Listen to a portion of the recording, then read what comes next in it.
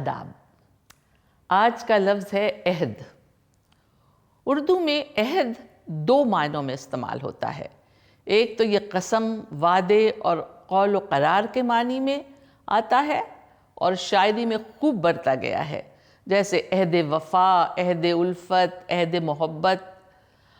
اور ایک شعر ہے کہ تمہارے عہد وفا کو میں عہد کیا سمجھوں، تمہارے عہد وفا کو میں عہد کیا سمجھوں، مجھے خود اپنی محبت پہ اعتبار نہیں۔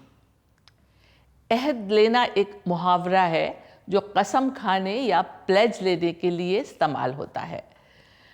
مثلاً مولانا حسرت موہانی نے سودیشی تحریک میں شامل ہوتے ہی یہ عہد کیا کہ اب میں کوئی ودیشی چیز نہیں استعمال کروں گا۔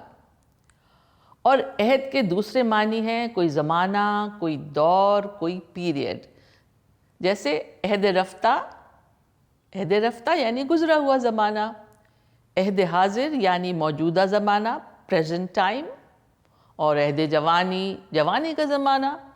میر کا ایک مشہور شعر ہے کہ عہد جوانی رو رو کاٹا، پیری میں لیں آنکھیں موند، یعنی رات بہت تھے جاگے، صبح ہوئی آرام کیا۔